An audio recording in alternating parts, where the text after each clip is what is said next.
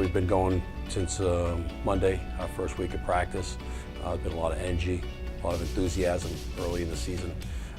Really our goal so far at the beginning of the season is to get guys back to get a good feel after their break.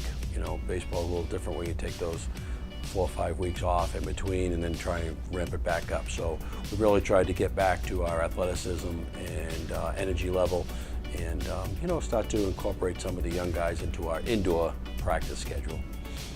Really our goals early in the year are to get our pitchers more consistent on the mound, come in and throw strikes, challenge hitters, defensively, help the pitchers out, try and make plays that we can make. Not try and do too much, but be consistent defensively, and then offensively, have a great approach at the plate. Really cut down on some of the strikeouts that we had in the past, and be able to put the ball in play and execute when we need to. Get runners over, get runners in, be able to bunt, and our team speed is much improved. So I think that's going to help us. Coach has really been big on getting back to the fundamentals, just trying to get back into the swing of things. We haven't done too much team stuff. We've done a lot of individual stuff, getting our conditioning in. And I think the biggest thing for the first few weeks is just keeping the energy up. It's tough being inside, but we're 5 weeks out to Myrtle, and that's really what we're looking forward to. We've added 2 new coaches to our staff, but we have our veteran coach returning, which is Lou Priotti. Lou does a tremendous job. He brings the energy and enthusiasm every day with our guys. We've elevated him to the position of an associate head coach so he can be more involved not only with the practices but game decisions in the recruiting process. I think he deserves that. I think he's ready for the next level of coaching and to give him more experience doing it.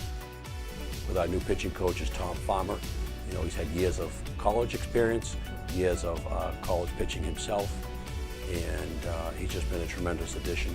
Speaking with some of the veteran pitchers, they are very pleased with the way the fall went, but especially so far in the winter.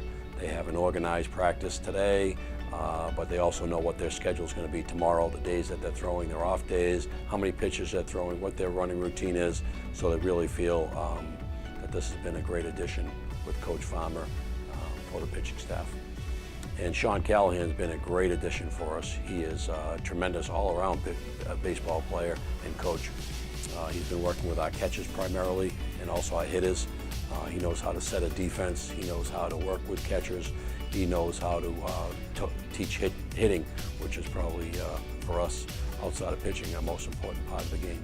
So it's been a great addition to have those two, and the coaching staff that we have has been probably the strongest that has been here in years.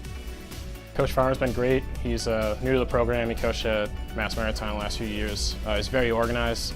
He's helped, I think, the pitching staff out a lot, so I think it was a good acquisition. Going forward, we'll see how it pans out, but I think it was a great get by Coach Boen. Coach Sean, too, has brought a lot to the hitters and catchers in particular. He's given a different view and different style that has helped to get a lot of the guys progress their swings, gain power, and just better themselves all around. Though we did graduate some guys last year, we definitely have some veteran guys returning. One especially being Mike Young, who had missed all of last year, recovering from Tommy John surgery.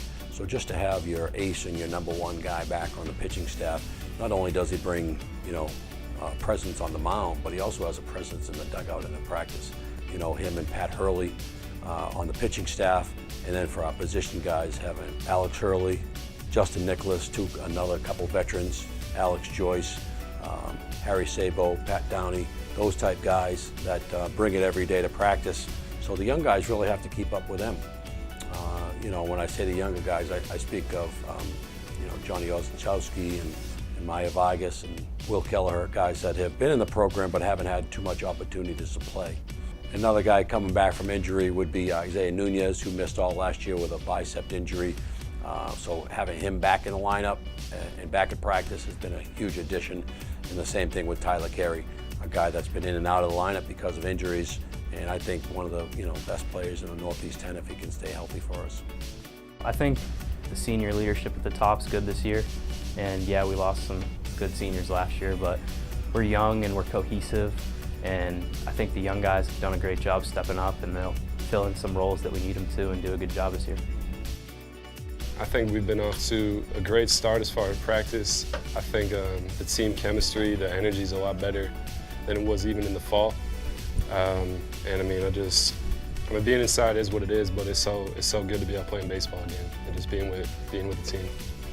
Winning makes baseball fun. You know, we put in so much time and effort in this long preseason that, you know, it's kind of tough when you go out there and you kind of just don't get what you want out of it. You know, last year we had a lot of losses and it was kind of a tough year looking back on it, but just really looking forward to getting out there, getting down south, you know, getting out of this weather, and getting off on the right foot, you know, starting strong. So then, you know, once we get into conference play, you know, we're confident and we're ready to go.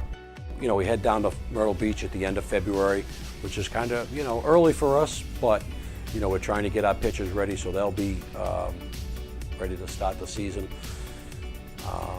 It's a great start because, you know, they have the turf fields there. We play every day. We have one doubleheader, so we have 5 games in 4 days. So we get right into it, and it's great regional competition. And then when we go down to Florida, you know, you play a doubleheader on your first day down there against Wilmington, which is a regional powerhouse with 40-plus wins usually every year, and also play Barry, which is a powerhouse in the Florida Sunshine State Conference.